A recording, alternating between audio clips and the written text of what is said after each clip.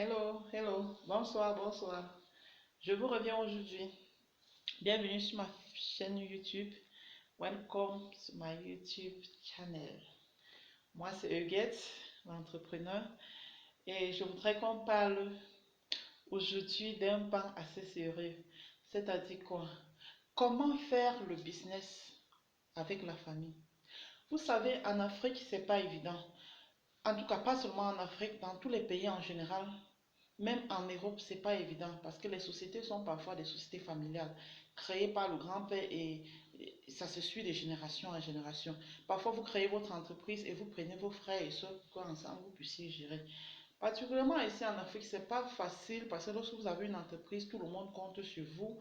Chacun dit non, vous ne pouvez pas aller recruter des étrangers pour qu'ils mangent votre argent et vos frères sont à la maison, ils ne font rien, ils ne foutent rien. Et c'est ainsi que les mauvaises paroles vous seront lancées sous prétexte que vous ne voulez pas, vous avez l'argent et vous ne voulez pas aider vos frères. Mais qu'est-ce qu'il faut faire? Vous n'avez pas le choix. Quelque part, vous êtes obligé de recruter au moins une, deux personnes pour pouvoir faire le business avec eux. Donc, vous savez vous-même, le business, c'est quoi? C'est la mise sur pied d'un bien ou d'un service destiné à la commercialisation, j'y arrive. Donc, lorsque vous mettez, vous pouvez décider d'être un vendeur, par exemple, de sous-vêtements, d'être un importateur de voitures, un importateur de marchandises, peut-être des spaghettis, un importateur de chaussures pour enfants, chaussures pour grandes personnes, un importateur de vêtements. Vous voyez, ça c'est un business. Vous achetez et vous les revendez en Afrique. Vous les achetez, vous les revendez en Europe. Vous les achetez, vous les revendez en Asie. Vous voyez? C'est ça en fait le business. Et vous savez que le business, il faudrait que ça tourne. Parce que l'intérêt ici, c'est de saisir les opportunités, investir et en tirer au maximum possible les profits. Et avec la famille, c'est pas évident. C'est pas évident dans la mesure où, lorsqu'on mélange tout, ça devient difficile de gérer. Et on ne pourra pas faire sans sa famille. Lorsque vous faites sans votre famille, on vous tend des pièges de part et d'autre. Essayez juste, vous savez déjà que le business d'abord, c'est pas facile en famille. Mais je crois qu'avec certaines idées, nous y arriverons. Ce que je voudrais vous dire, lorsque vous voulez gérer un business en famille, fixez d'abord les bases. Fixez les bases avec celui que vous voulez employer et fixez les bases également avec quelques membres de la famille. Parce que ce sont ces mêmes membres qui vous donnent des conseils positifs, qui vous donnent des conseils positifs que demain, quand ça ne va pas aller, ils seront plus négatifs que tout le monde, hein. Ils vont vous envoyer des paroles vraiment toxiques dans le but de vous détruire ou de séparer la famille ou détruire votre entreprise.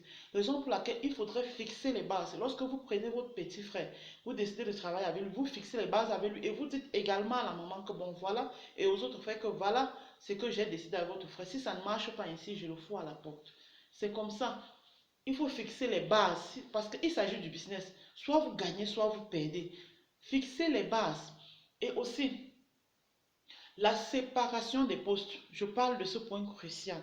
Il faut séparer les postes parce qu'on voit dans beaucoup d'entreprises familiales, parce que c'est le papa qui est directeur général, il vous nomme peut-être directeur adjoint ou il vous nomme chef de tel service.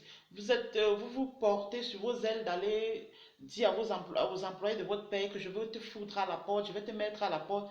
Parce que vous avez peut-être demandé de l'argent, un emprunt d'argent, elle a refusé, ou demandé à avoir une amitié ou du sexe avec elle. Elle vous dit non, vous dites je vais vous foutre à la porte, c'est l'entreprise de mon père. Non, quand les choses se passent comme ça, vous entrepreneur, qu'est-ce que vous faites? Sachez faire la part des choses. Lorsque vous prenez votre petit frère, vous mettez là, dites-lui déjà, ça c'est, voici votre poste, je le définis, c'est ce que vous allez faire. Et vous appelez, faites une réunion générale, vous mettez le poste de chacun, vous donnez le poste de chacun et vous définissez le rôle de tout un chacun pour que personne ne puisse perdre les pédales ou mélanger les choses. Donc sachez que si tu es déjà là, si c'est ton petit frère ou ton cousin, dis-lui si vous travaillez déjà dans mon entreprise, sachez que vous êtes au même pied que tous ces employés là. Si ça ne va pas, je vous mets à la porte. Et contrôlez-le plus davantage parce qu'il est d'abord soutenu par la famille. Quand ça ne va pas aller, c'est la famille qui viendra sur votre dos dire vous avez chassé votre frère de l'entreprise, vous avez fait ci et bonjour la division. Bonjour les mauvaises paroles. Bonjour tout ce qui est négatif. On fera tout maintenant pour vous faire couler. Donc, définissez le rôle de tout un chacun. Dis-lui quel est son rôle. Ce qu'il ne peut pas faire, ce qu'il peut faire. Et dis-le haut et fort devant tous ses employés, devant tous les autres employés, tous vos employés. Réunissez-les et définissez lui également son rôle. S'il ne tient pas, n'hésitez pas de lui donner les mises à pied. S'il ne tient pas, n'hésitez pas de couper son salaire. Si vous dites que l'absence au bureau non justifiée vous vaut une coupure de salaire de 5 000 francs, faites-le pour qu'il soit sérieux. Parce que si vous commencez à mélanger tout là, il va se prendre pour le patron, c'est l'entreprise de mon père, c'est pour mon oncle, je peux venir quand je veux, je peux y aller quand je veux. Non, non, non, non. Définissez le rôle de tout un chacun. Et de plus, l'entreprise reste l'entreprise. Ne mélangez pas les choses. La famille, c'est à la maison. Si c'est votre enfant ou votre fils que vous avez recruté, sachez qu'au bureau, c'est monsieur, madame. Vous voyez? Parce que il est inadmissible que vous travaillez avec votre cousin. Il arrive et dit, tonton, j'ai fait ci, tonton. Non, non, non, tonton, c'est à la maison. Qu'il soit au bureau comme les autres employés qui vous appellent monsieur, vous êtes son monsieur. Regardez par exemple les parents qui enseignent, bon, les enseignants, les parents qui sont enseignants là. Quand votre père vous enseigne, est-ce que vous à l'école vous l'appelez papa? Non, vous l'appelez monsieur comme tout le monde. Ou votre maman, vous l'appelez madame ou la maîtresse comme tout le monde. C'est la même chose en entreprise. Donc, cassez ce lien-là. Cassez ces paroles-là. Parce que lorsqu'on commence à dire, il y a tonton au bureau, tata, maman, hein, ça casse totalement le niveau. Ça fait en sorte que, ou bien, quand vous voulez parler, vous dites mon fils, ma fille. Non, non, non, non. Appelez votre employé par son nom. Si c'est Mireille, vous lui dites Mireille, venez. Mirabelle, venez. C'est comme ça. Là, ça permet que les autres sachent que vous êtes tous au même pied d'égalité. Et ça pousse aussi votre fils ou votre cousin d'être rentable, de travailler dans le but de la rentabilité. Ne mélangez pas la famille dans ce sens-là, vraiment distinguez les différents postes des gens. Et soyez très méticuleux parce que tout se fixe dès le départ. Si le départ vous êtes léger, je vous assure, il fera votre entreprise tomber. Si au départ vous accordez qu'il fasse n'importe quoi, n'importe comment, parce que vous dites c'est mon cousin, c'est mon petit frère, je vous assure, il fera tomber votre entreprise. Donnez-lui son poste devant, lui particulièrement et devant tout le monde. Et aussi devant la famille pour leur dire que bon, voilà cette chance que je lui ai offerte de travailler avec moi. Il faudrait qu'il soit sérieux, qu'il soit rentable. Si ça ne va pas, je le mets dehors. Je vous dis, la moindre bêtise, n'hésitez pas à le punir. Si ce sont les mises à pied, donnez-lui les mises à pied. S'il faut couper son salaire, vous coupez. Ne blaguez pas. En famille, si vous mélangez cela, sinon vous allez chuter. Parce que faire les affaires avec la famille, c'est vraiment difficile.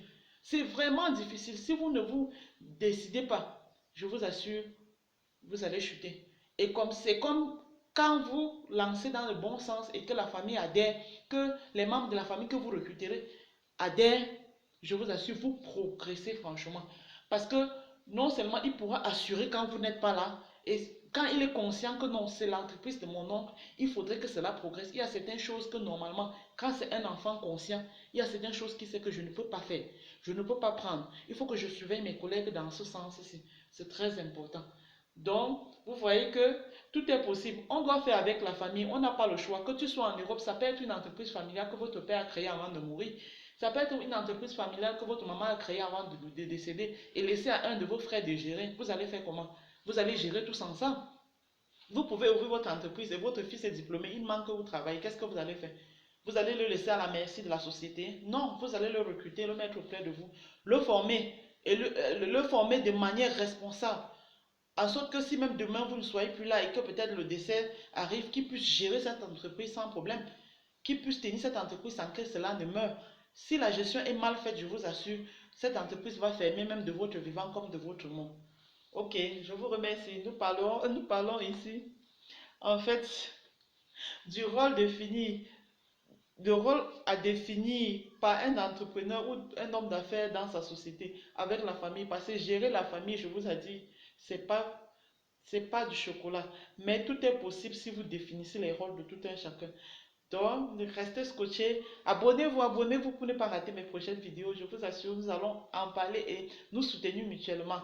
N'oubliez pas, j'attends vos commentaires. Je voudrais qu'ensemble on échange. Si quelqu'un a un thème qui lui est évocateur et qu'il a besoin des idées concernant, qu'il me fasse part en commentaire pour qu'on puisse développer ces idées et en tirer profit mutuellement tous ensemble. N'oubliez pas de partager ma vidéo, partager à plusieurs personnes, partager dans des groupes.